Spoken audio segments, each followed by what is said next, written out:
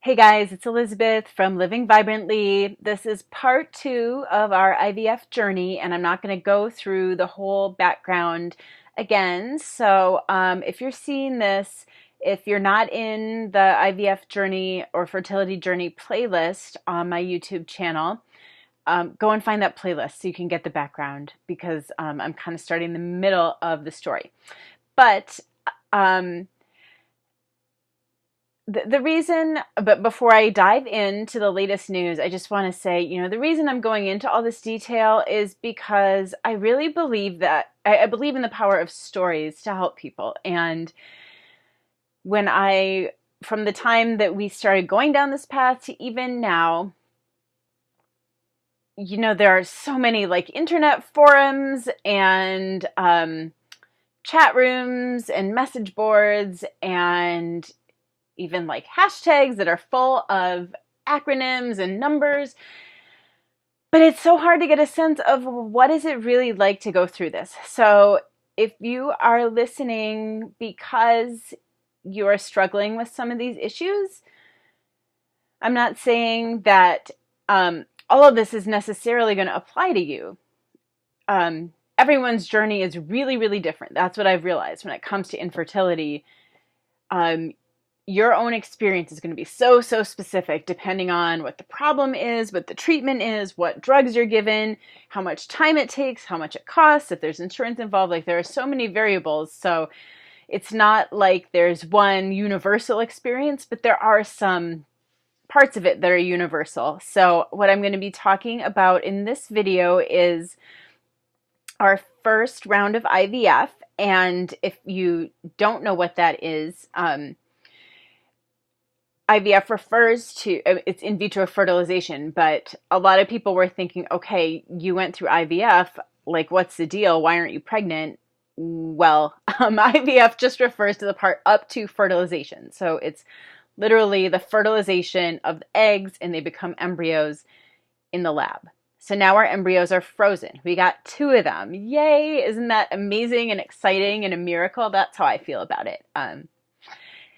So, a lot of people think it's weird to celebrate so soon, but I just think it's awesome. And like, I just get a little overwhelmed every time I think about it that, even if there's a lot that still has to happen, like the potential and the life that is, waiting there for us in the lab, it's our babies. So, so that's just, to me, is very touching. So we have 2 embryos. We went through IVF, but we have not done a frozen embryo transfer. And there's also a fresh embryo transfer that people sometimes do, which means obviously it's not frozen. They transfer the embryo back within a few days of the egg retrieval. So you might see that the acronym FET stands for frozen embryo transfer. But we didn't do that part. Just did the IVF up through freezing embryos. So that's what we've done so far.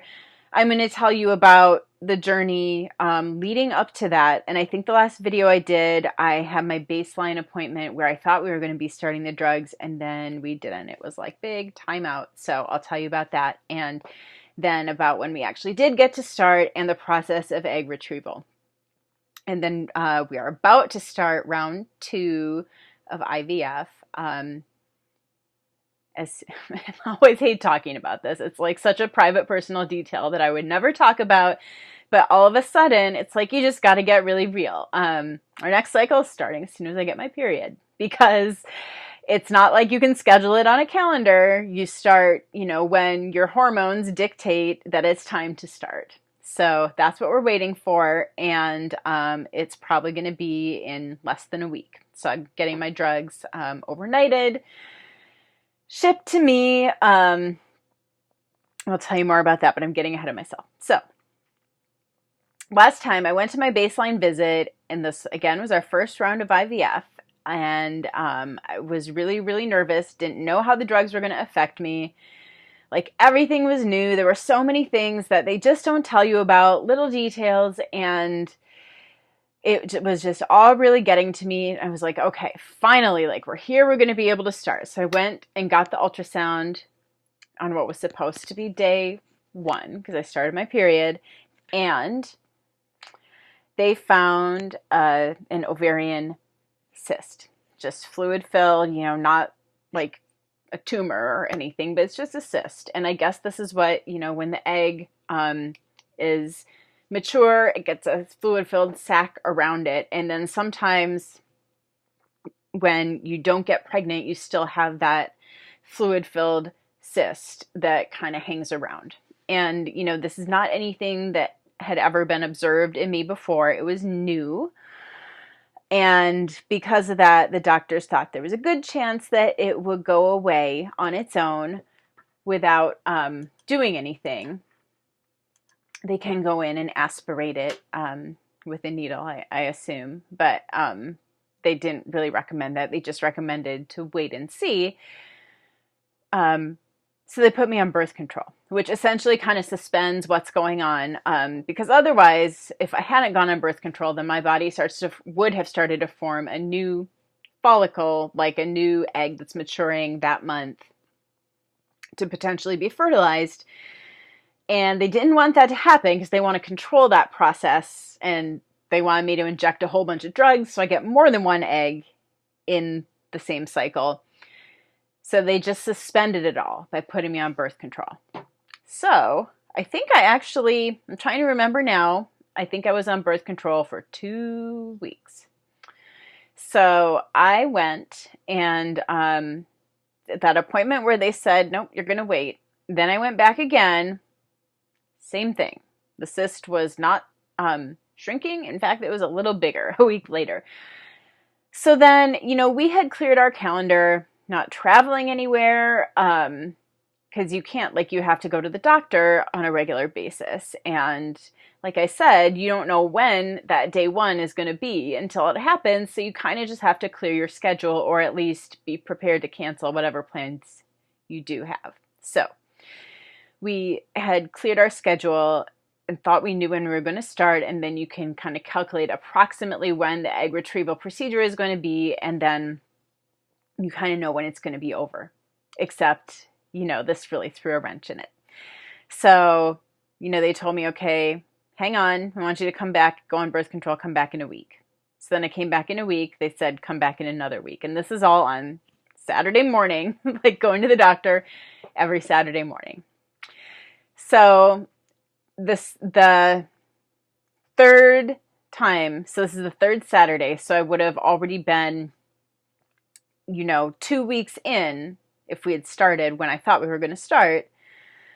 That third Saturday, my doctor said, you know what? So the cyst was getting smaller, but she also said, let's try it. Let's go ahead. Because for some people, those cysts don't make any difference at all. The reason they wanted to wait and see what happened is that for some people, they actually would prevent eggs from growing on that ovary. So they would prefer that the cyst was gone, but when it wasn't going anywhere, and it's kind of weird. What the doctor told me was that they can aspirate it, but if they do, it doesn't necessarily improve your chances of growing some eggs in that cycle on that ovary. So I don't get why they would aspirate it if that's the case, if it doesn't improve your chances.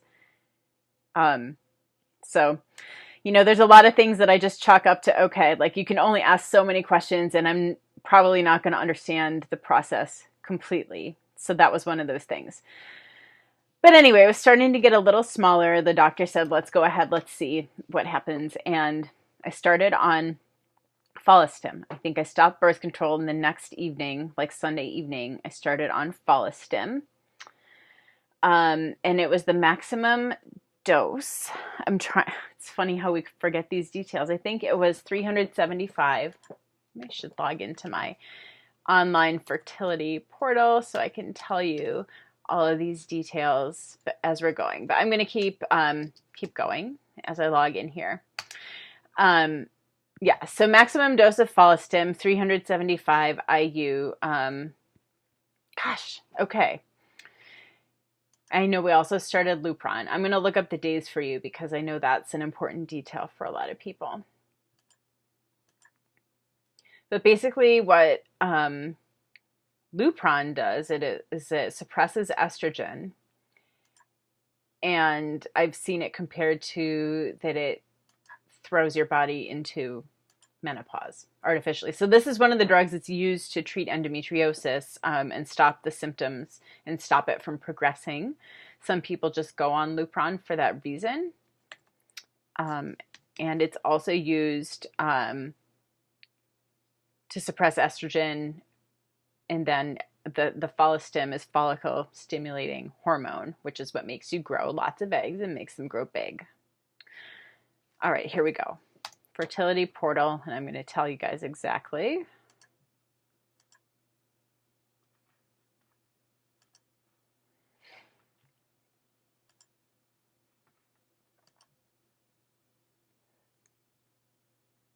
Yeah, so I was taking birth control for 2 weeks, and then I started Lupron Sunday night, and then on Tuesday is when we started the Follistim. 450 units. I don't know where I got 375.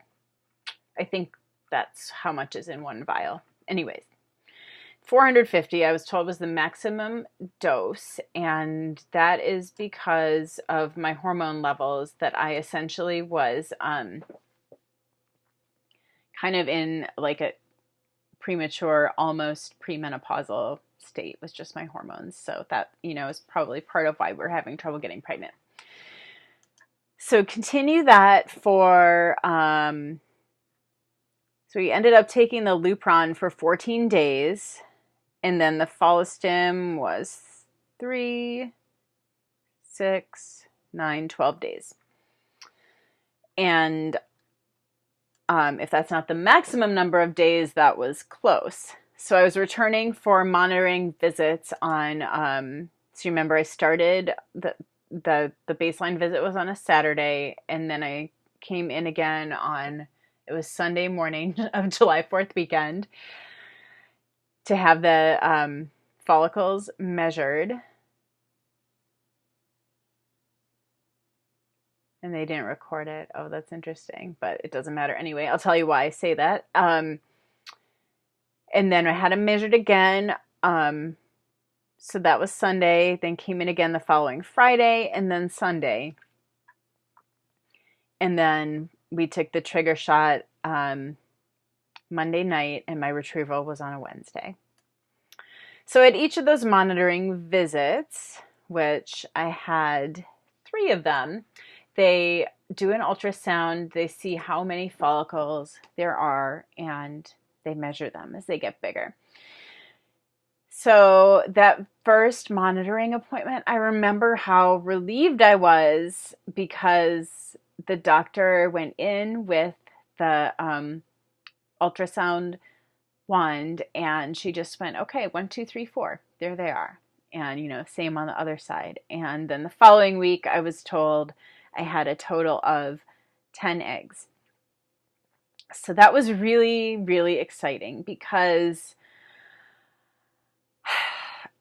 it seems like kind of ever since we started this journey, there's so much that's gone wrong. And really the big thing that went wrong was when I almost died during surgery and had a really long and very serious recovery. But that kind of taught me to not take anything for granted, because when I was going through that surgery, I assumed I'm going to be okay. And it took me a long time to be okay again. So after that, I kind of go in with no assumptions and no expectations whenever we get to one of these new treatment options. But the fact that they were seeing eggs on the ultrasound, just like it was almost the same feeling as when we found out our embryos were fertilized. Just that feeling of like, yes, like this really is possible for us, and it feels like a miracle.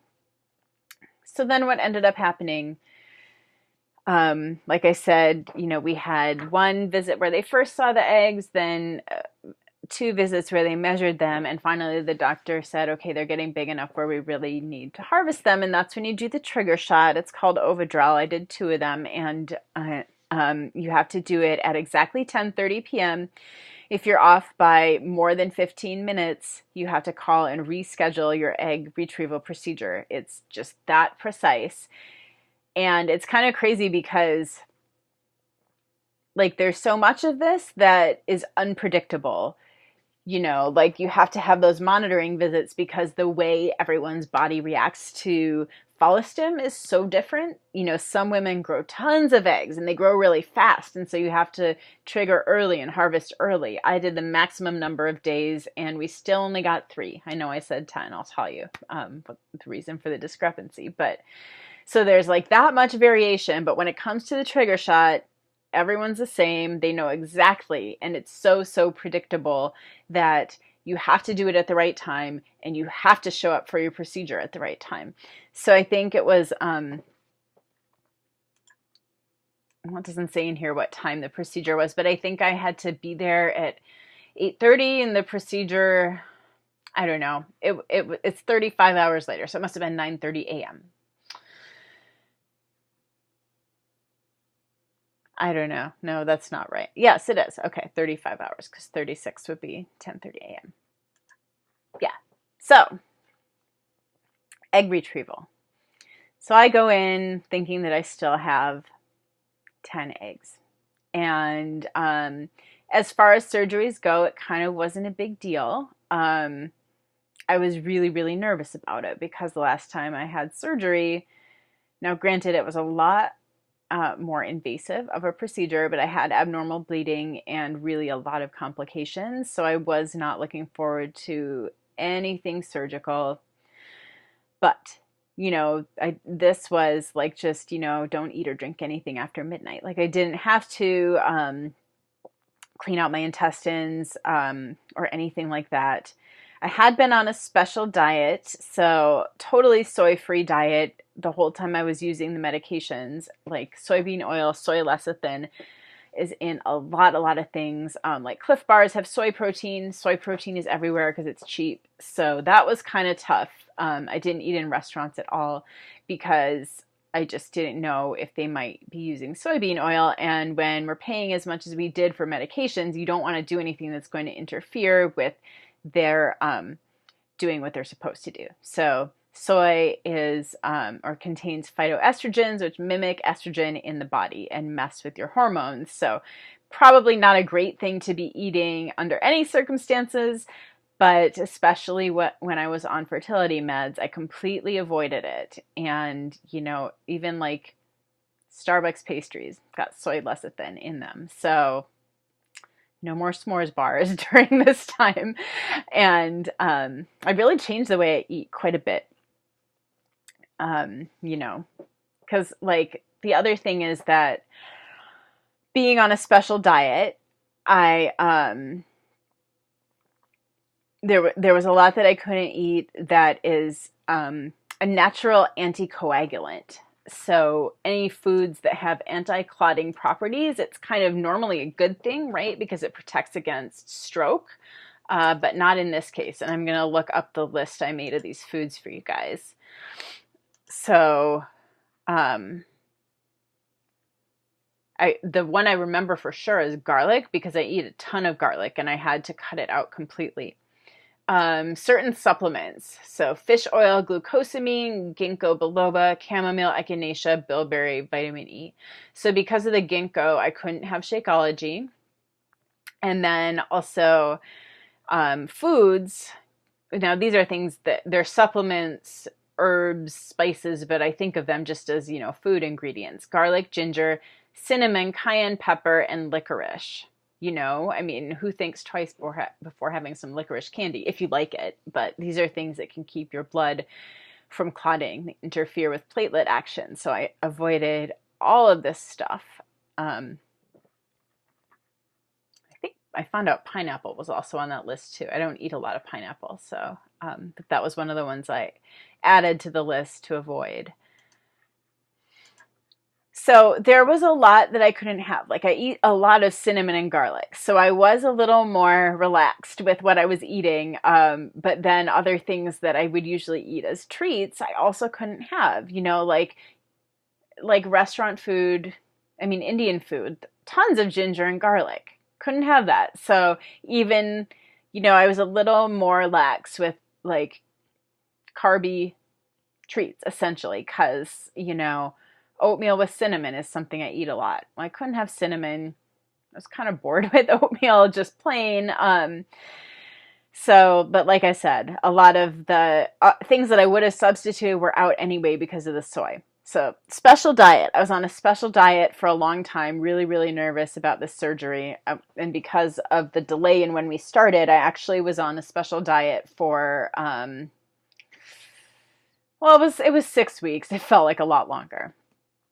But by the time the day rolled around, I was feeling really anxious, but I was feeling pretty ready. But I kept hearing from people, even like up to the day before, people that were having their egg retrieval and they were in pain and they said it was uncomfortable and they remembered it after the procedure was over. And this totally was clashing with what my doctor had told me was going to be my experience. She said, "You won't remember it. It won't be painful." And I was like, why am I hearing this from people? So I still don't know if there are a couple of different options for what drug they can use, or if it's just that this drug doesn't work as well for some people. But conscious sedation worked for me. It was awesome. So you're conscious the whole time. It's not general anesthesia, but then I was kind of like, okay, does that mean like I'm going to be screaming in pain and I just won't remember it afterwards? The doctor won't care. So I asked that question, and what they told me was, if you are in pain, we will stop. And, they're giving painkillers, IV painkillers during the procedure, so you really shouldn't feel. Now, I'm going to explain how the procedure works, because this was totally... So again, like TMI probably for some people, but if you're about to go through an egg retrieval, I think you'd really want to know this. So when we were meeting with my doctor, she just goes, I was asking about the procedure, and she said, "I'll pass a needle across the vagina." I'm like, what does, like, I couldn't picture what she was talking about. So what she meant was, the needle because I was thinking it went like up through the fallopian tube, right? Nope, it goes through the vaginal wall, and they go through kind of like your pelvic space to get to the ovary, and they puncture then into the ovary with the needle. So it's not going through your uterus at all. So that to me was almost better, because I was like, like I just felt somehow like there might be more of a chance I could feel it if it was going through my tubes, but if it's in that like space in the pelvis, I thought it's less likely there's going to be nerves there. I don't know if there's any truth to that, but somehow like I was in the OR waiting for the doctor to arrive when the nurse told me that. I was like, oh, okay, that's so much better. So I don't know if you feel that way, but it put me at ease to hear how it works.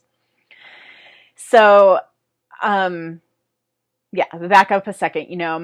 My dad and stepmom came. My husband was there. Like, I had people with me because I was just really scared. And then I got in to pre-op, and it's just at our clinic. It wasn't in a hospital, but that like I was alone and putting on the gown and the cap and the booties, and just like having flashbacks, and I was just crying the whole time. And then one of the nurses came in and gave me Kleenex, and she said, let it all out. And like, I still don't know what I said while I was under sedation. I think I was really talking a lot about my previous experiences in the hospital and the operations that I had when I was sick, but they were so nice about it. They were really, really comforting. And like, even, before they gave me the drug, they told me, because I said I was afraid. I'm afraid of what I'm going to say while I'm under, because I still have a lot of emotions around that experience. And they said, just don't worry. We've heard it all. They said there are people who,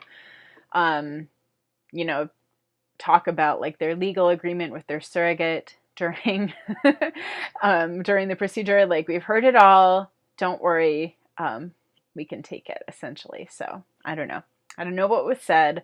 The one funny thing is, so then like it went and, okay, so then, fast forward, because I don't remember anything. Fast forward to the recovery room, and I don't remember this either. But the one funny thing is that apparently I asked my husband, So did everything go okay? Because he has to give his specimen also that same day for the eggs to be fertilized. But I asked him that in front of my parents, and he was kind of embarrassed about that. It was like, F went just fine. But like I said, I don't remember. So the medicine kind of wears off in stages, and I have like little memories, and then it goes dark again because I fell asleep. But I like brought a book to read because I had to stay there for 2 hours. Kind of funny since I really like was pretty out of it, and I thought I was going to be like bored and needing to read a book. But so we just hung out in the recovery room for a couple of hours before we were able to leave. But what we found out about the procedure itself was those 10 eggs that they had seen on the ultrasound, all but 3 of them were actually endometriosis growths. So that I don't know, it's hard to describe why that wasn't sad for me. I know that, you might think that I would feel like grief, since we thought we had 10 and we only got 3, but I guess I was just still thrilled that we had 3. And only 2 of those 3 were mature. So the 2 that were mature fertilized, and then they let them grow out 3 days, and they were high quality, and so they froze them. Now, I know some people who get a lot more eggs, they'll let them grow to 5 days, and it's kind of survival of the fittest, which makes me really sad that some of those embryos are not surviving. But at the same time, if you've got like 2 dozen, you're not going to use all of those. So I guess it makes sense. But if you don't have a lot of them, they definitely don't, they want them all to survive. So they froze our 2 grade A embryos, and I don't really know. I mean, our doctor said they can stay frozen indefinitely. We're not going to wait too long, but it's nice to know that we do have some time now to wait. Because the other thing that happened is, after this all was over, like I had kind of been putting off, I get blood work every 3 months to see how my kidney function is doing, because my kidneys were impacted by those complications that I had from my last surgery, and they had been stuck at about 40% of normal function 2 years after the surgery. So,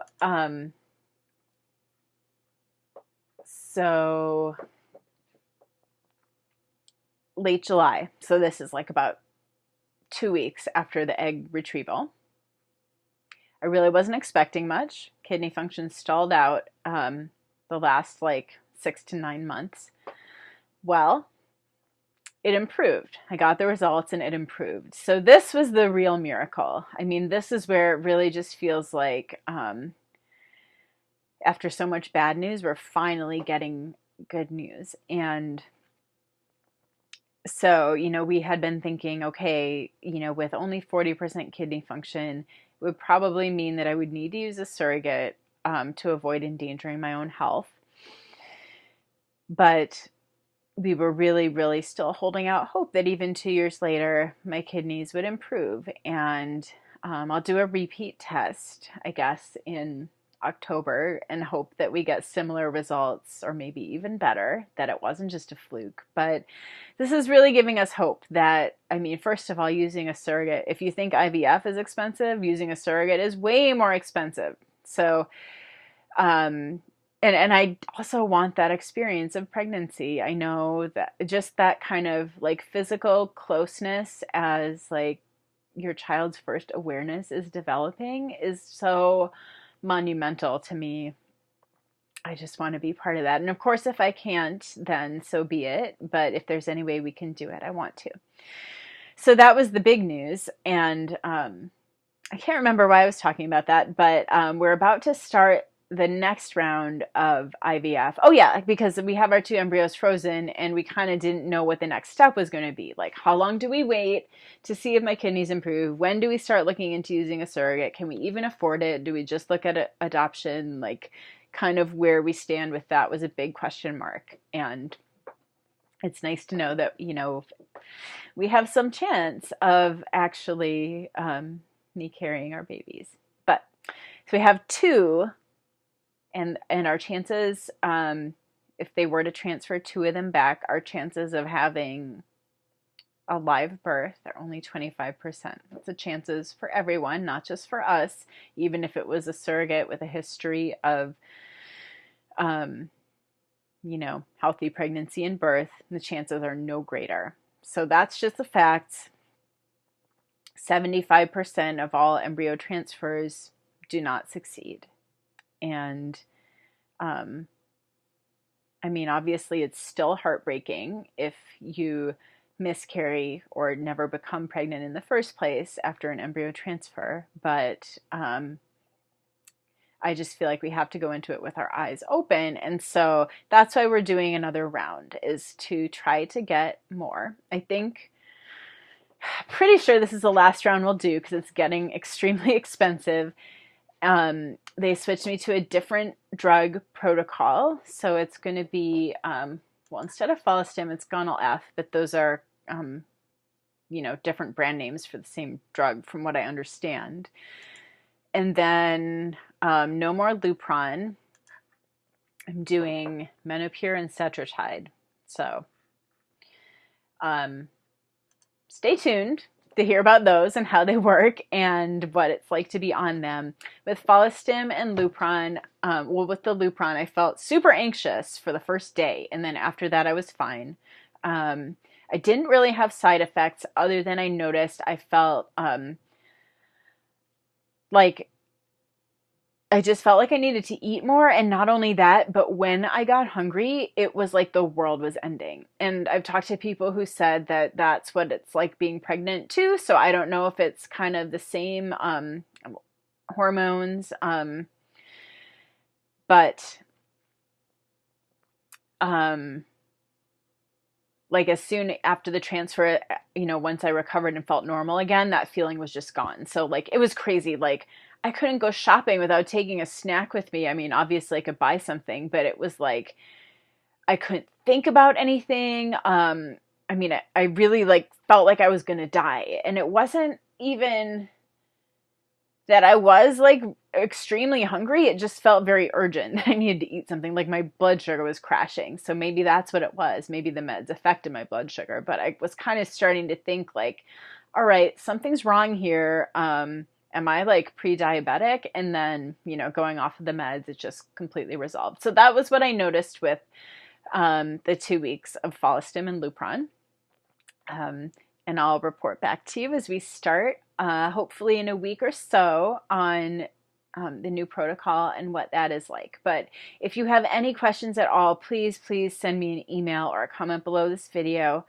And it should be, in the description, there's other ways to reach me. But, like I said, it can be this is such a stressful experience anytime you're dealing with infertility, and everyone's experience is so different. I had so many questions. So if there are things that you're wondering about and you can't find answers to, please reach out to me and I'll do whatever I can to help answer things and explain things for you.